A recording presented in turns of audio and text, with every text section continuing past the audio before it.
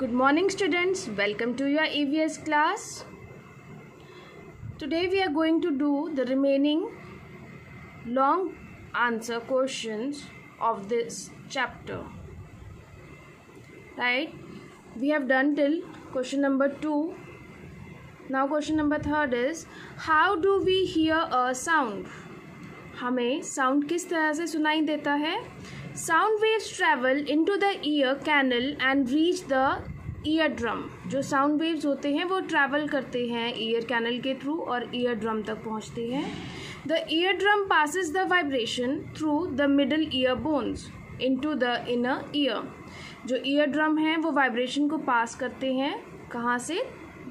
Through the middle ear bones into the inner ear. और इससे क्या होता है? मिडल ईयर बोन से इनर ईयर तक जो वाइब्रेशन है वो पास ऑन हो जाती है. Inside the inner ear there are thousands of tiny hair cells. Inner ear के inside thousands of tiny hair cells हैं. Hair cells change the vibration into electrical signals that are sent to the brain through the hearing nerve. जो hair cells हैं वो क्या करते हैं? Vibration को change करते हैं इलेक्ट्रिक सिग्नल्स में और जिसे ब्रेन तक पहुंचाया जाता है through the hearing nerve. The brain then tells we are hearing a sound. तो ब्रेन हमें बताता है कि हमें कुछ सुनाई दे रहा है and what that sound is, और वो साउंड किस चीज़ का है. Question number 4 is, draw a well labelled diagram of an eye and explain all its part. आपको आई का एक डायग्राम बनाना है और उसको लेबल भी करना है. ये डायग्राम आपके पेज नंबर 44 पे है. आप सेम वही ड्रॉ करोगे और उसे लेबल भी करोगे. And explain all its part, और उसके जितने भी पार्ट्स हैं उसे हम अभी एक्सप्लेन करेंगे.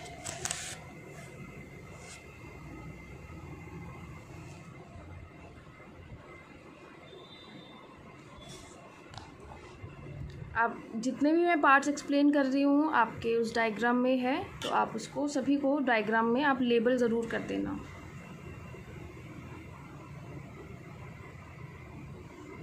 Answer is cornea. We can see an object when light bounces off the object and enters the eye through a clear transparent area called the cornea. हमें कोई भी ऑब्जेक्ट तभी दिखाई देता है जब लाइट बाउंस होता है उस ऑब्जेक्ट पे और हमारे आईज में एंटर करता है एक क्लियर ट्रांसपेरेंट एरिया से. उस एरिया को बोला जाता है cornea. Iris. The iris is the colourful part of the I. It is behind the cornea. जो आइरिस होती है वो कलरफुल पार्ट होता है हमारे आई का और ये कॉर्निया के बिहाइंड होता है. Pupil. The opening in the iris through which light enters the eye. ये आइरिस का वो पार्ट है जिसके थ्रू हमारे आईज में लाइट एंटर करती है. Lens. A clear part of the eye behind the pupil and iris that focuses rays of light on the retina to form clear image. ये एक क्लियर पार्ट है आई का जो प्यूपिल के बिहाइंड होता है and iris that focuses rays of light on the retina, और ये रेज ऑफ लाइट फोकस करता है रेटिना पे जिससे एक क्लियर इमेज फॉर्म होती है. Is it clear students? Retina. The lens focuses the picture on retina. जो लेंस होती है वो फोकस करती है पिक्चर को रेटिना पे. There are tiny nerves on the retina, और रेटिना में tiny nerves होती हैं. Optic nerve. The tiny nerves send the messages to a bigger nerve called optic nerve. जो tiny nerve होती हैं वो messages send करते हैं bigger nerve को जिसे optic nerve बोला जाता है. The optic nerve carries messages to the brain, और जो optic nerve है वो messages को brain तक पहुंचाता है. The brain understands and tells what you have seen, और brain इसे understand करता है और हमें बताता है कि हमने क्या देखा. Is it clear students? This is the diagram I am talking about. आपको ये diagram draw करना है और आपको ये सभी पार्ट्स उस पर मेंशन करने हैं. Okay students. Now fifth question, what will happen if. First part is the taste buds of the tongue are damage. क्या होगा अगर हमारे जो टेस्ट बर्ड्स हैं वो डैमेज हो जाए. If the taste buds are damage we will not able to recognise the taste of food. अगर हमारे टेस्ट बर्ड्स डैमेज हो जाते हैं तो हम फूड का जो भी टेस्ट है हमें नहीं पता लगेगा. The brain will not be able to detect what we are eating. और हमें ये नहीं पता लगेगा कि हम क्या खा रहे हैं. जैसे कोल्ड हमें जब हो जाता है तब हमारा टेस्ट बर्ड्स इतने वर्किंग नहीं होते तो हमें टेस्ट का पता नहीं लगता कि हम क्या खा रहे हैं. Okay. B part is the optic nerve is destroyed. क्या होगा जब हमारे ऑप्टिक नर्व डिस्ट्रॉय हो जाएंगे.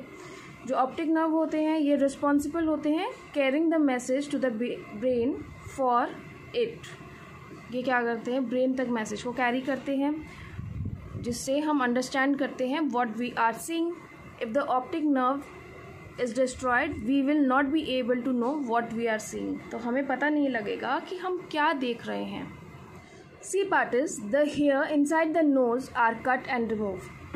क्या होगा अगर हम हमारे नोज़ के अंदर जो हेयर है उसे हम कट और रिमूव कर दें. The hair inside the nostrils filter the air and prevent dust particles from entering our nose. हमें पता है कि जो हमारे नोज़ है वो एयर को फिल्टर करके हमारी बॉडी तक पहुंचाती है जिससे डस्ट पार्टिकल्स एंटर नहीं कर पाती हमारी बॉडी के अंदर. If the hair are cut and removed, अगर हम हेयर को कट और रिमूव कर देंगे तो dust and unwanted things will enter the nostrils. तो क्या होगा कि जो डस्ट है और अनवांटेड थिंग्स हैं वो सब हमारे नोज़ के अंदर एंटर कर जाएंगी. वी माइट चोक और हम ब्लॉक फील करेंगे. C part, the hair inside the nose are cut and remove. जो हमारे नोज़ के अंदर हेयर है अगर हम उसे कट और रिमूव करेंगे then what will happen. The hair inside the nostril filter the air and prevent dust particles from entering our nose. हमें पता ही है कि जो हेयर है हमारे नोस्ट्रल्स के अंदर वो फिल्टर करते हैं एयर को और डस्ट पार्टिकल्स को एंटर नहीं करने देते. If the hair are cut and removed, अगर हम उसे कट और रिमूव कर देंगे तो क्या होगा, डस्ट एंड अनवांटेड थिंग्स जो हैं वो हमारे नॉस्ट्रल के थ्रू हमारी बॉडी के अंदर चले जाएंगे एंड वी माइट चोक और हम ब्लॉक्ड फील करेंगे. What will happen, we have no brain. अगर हमारे अंदर ब्रेन ही नहीं होगा तो क्या होगा. Our brain is the centre of control in our body. जो ब्रेन है वो हमारी बॉडी का सेंटर ऑफ कंट्रोल है. It controls our whole body और ये हमारी पूरी बॉडी को कंट्रोल करता है by sending and receiving messages. वो मैसेज भी सेंड करते हैं और रिसीव भी करते हैं through the nerves.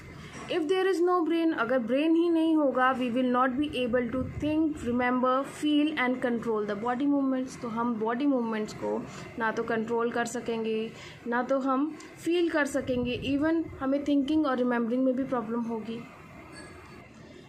Is it clear students? So today we have completed this chapter. Write down in your fair notebook and learn it. Okay students?